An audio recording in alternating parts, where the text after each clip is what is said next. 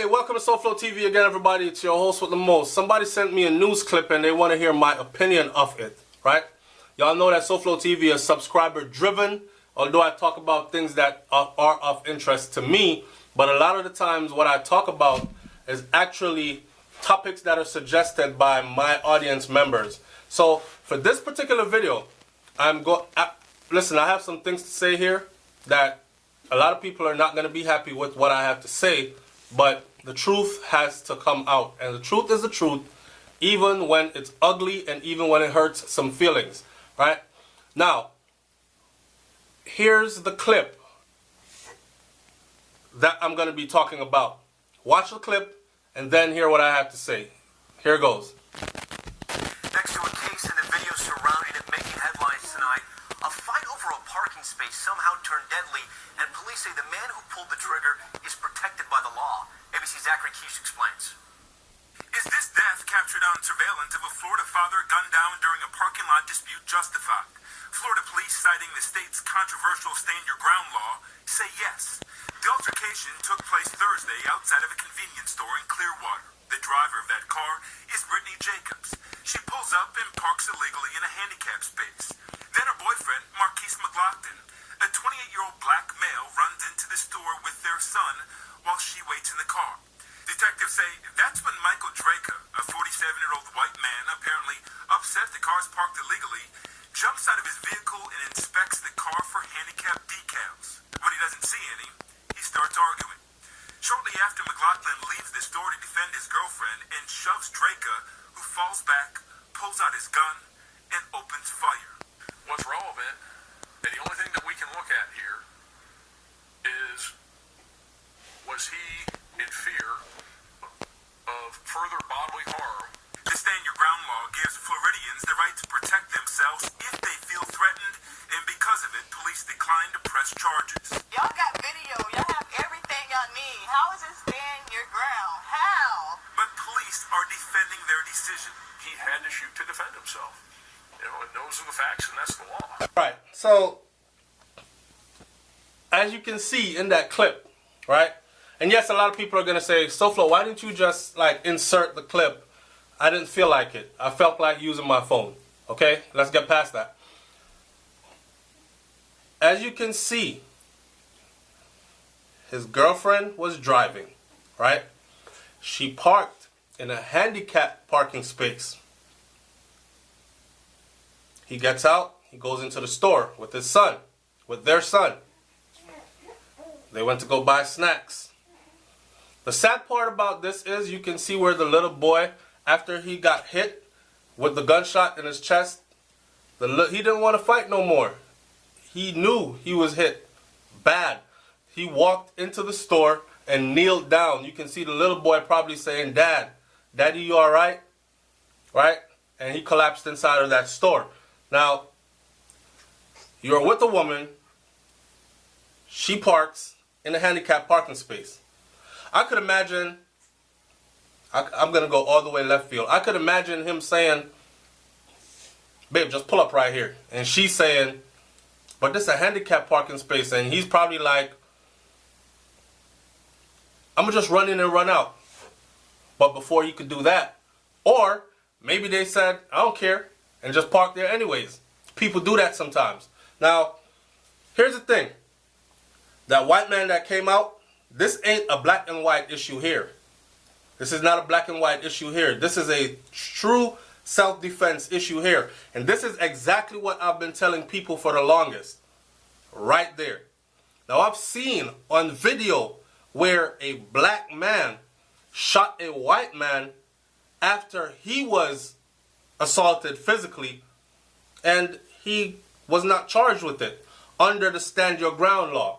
A lot of people are going to be perturbed because Stand Your Ground kind of reminds us of Trayvon Martin and that weirdo, that Gibberman. I don't even care what his name is. I don't want to call his name. That killed Trayvon. It was under him that the Stand Your Ground was established, right? Watch. Stand your ground and shoot someone down if you feel threatened. That can be a very dangerous law, because I can kill you because I feel threatened. Not because you were a threat to me, but because I feel threatened. Understand? This is why we have to be careful. And I've said this before. Any guy puts his hands on me, I'm shooting you in your face. I said that on camera before, and people said, SoFlo, you should never say that kind of stuff because it could come back to haunt you. Guess what? If it's in Florida, my legal firearm is on me, you put your hand, you extend your hands and put them on me, I'm feeling threatened. There's no reason for a grown man to feel like he has to assault another grown man unless you're looking for an all-out fight. And I'm not fighting with anybody. I'm not no trained boxer. I could box to defend myself, but I'm a grown-ass man. What do I look like? Out in the middle of the street boxing with you because you're filled with testosterone and ready to go and you're angry at somebody? Nah, hold this. Matter of fact, hold all of it. This guy right here, he was within his rights. People are going to say, you're black. How could you say that? And there was a black dude that he shot down. It was a white guy. Like I said, this has nothing to do with color. This had everything to do with that guy being on the right side of the law. You too can protect yourself in this manner if you are on the right side of the law. Now, what made this man come out? That what you watched in the video, this was clear cut. He pulled up, that white male, 47-year-old white male like they described in the video, probably had a handicap sticker and wanted to park in the handicap spot. But he realized that there was a car that pulled up right in front of him, took the handicap spot, and did not have a handicap sticker. He got out, he looked. Well, I don't see it in the windshield. It must be on the back of the car. It'll be on a license plate, right? He looked. There was no handicap anything on the license plate. So he went to the driver. I can only guess that he was saying to the driver, y'all do this all the time. Why are you parked in a handicap space? This is for handicapped people. And if you're handicapped, you should have a handicap sign displayed on your license plate and a blue sign in your windshield. Blah, blah, blah.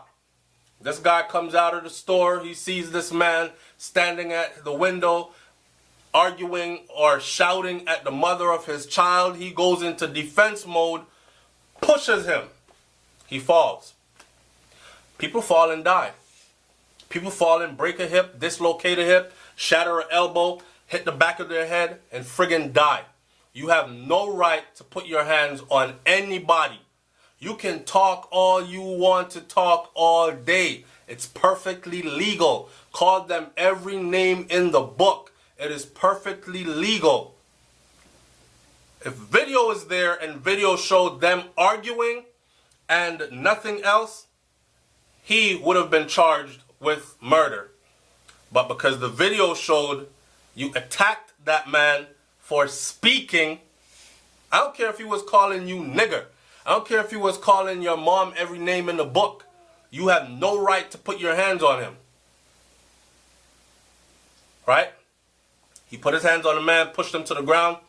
The man felt threatened. The man felt like, I would have been like, hey, I felt like after he pushed me to the ground, he was going to pounce on me and start beating my face in. I'm not waiting for that. I carry this for a reason. And he pulled out and he fired. People are going to say, there was a moment in the video after he pushed him to the ground. You can see when he reached back and the guy that pushed him to the ground, the black guy, started to turn sideways. Was he going to push him to the ground and just walk away? I think not. I think he turned sideways because he knew what was coming. He saw the gun coming, right? And what ended up happening was this guy. Now, in all fairness, let me say this. That white dude could have left it right there.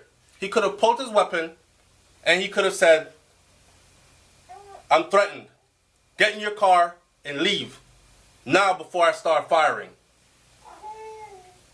But didn't happen like that. He could have given him a chance. But you got to understand this, right? When you put your hands on somebody that's been dying to kill one of y'all for the longest, and I'm not saying that this particular white guy was that type, but when you put your hands on somebody that's been dying to kill one of y'all for the longest, and he suddenly finds himself on the right side of the law. These people sit home and they study the law. They know the law. It seems to be our people that don't know the law, therefore cannot defend themselves properly. These people know the law. So he's prepared for whatever it is that you're going to do. He was dying for you to put your hands on him. It's just like when a police officer shoots a guy and we say, well, if he was white, you wouldn't have shot him like that. Oh, well, he was going crazy in the streets and he had a knife in his hand. And we show them 100 videos of white guys going crazy in the streets, and they use bean bags, they use water hose, they use all kinds of different methods and measures to bring them down and take them in alive. But you're black and you try one of that, you don't even have to have something in your hand. You could just look as if you're going to reach for something. Bow, bow, bow, bow, bow, bow, bow, bow. You get more holes than anything else. Most shots ever fired in history in one human being. That's how it is for us. So don't think you're going to go around just putting your hands on, especially white folks, and nothing's going to come out of it. The odds are already stacked against us. So do not put yourself at a disadvantage. I encourage people to own their firearm. Have a licensed firearm. Don't walk around with illegal guns that are not registered to you. That way, when you fire that weapon in self-defense, you don't have to go running and hiding. You don't have to go worrying, oh, I just committed murder, I don't know what else is on that gun. It is your weapon. You're trained to use your weapon. You don't go around looking for trouble, but trouble came and it found you and you defended yourself with a legal firearm. Is the position that this man, which so happens to be white, found himself in, and the victim, or who became the victim, rather, the black guy, dead. Now, I want my audience to understand, you see, some females, it's better to not be with or be around some females. Some females know their man can't fight. And they'll be up there egging them on. Or they'll be up there talking to, I was watching a video on YouTube where the female was talking so much stuff to a guy on a train. Baby, ever seen that video? Yeah, I did. She was talking so much stuff to the guy on the train and she eventually ended up spitting on the man. Now, this woman is with her boyfriend. You know what that man did? He said, I'm so humiliated right now, but I don't hit females. But you, come here. This for your girl. And he beat the brakes off this man in front of this woman. Now, this woman caused this man to get his jawbone broke, his eye socket broke, his friggin' brain knocked up inside his head. This man was about to kill him. He got a vicious beating. Knowing damn well your man ain't no damn karate instructor, no second-degree black belt, no jujitsu star, and he's not the type to have a weapon on him and quick to use it, and you over here talking all that mess and get this man in trouble. I'm watching a video and I saw the black girl in the video where she said, what more do they need? They have the video. That's what you call stand your ground? Yep, they have the video. And that is what is called stand your ground. You push them to the ground. A good defense lawyer can easily say after he aggressively pushed him to the ground, what was going to come next? Was he going to push me to the ground, pull out a firearm, and shoot me while I was on the ground? I don't know. All I know was this grown-ass man pushed me to the ground, and I feared for my life. A million things ran through my mind as to what could have happened next.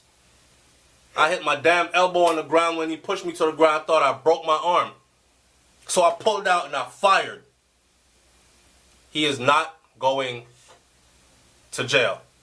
Matter of fact, there's a follow-up video to this on YouTube that tells you that he was not charged and he is not going to jail.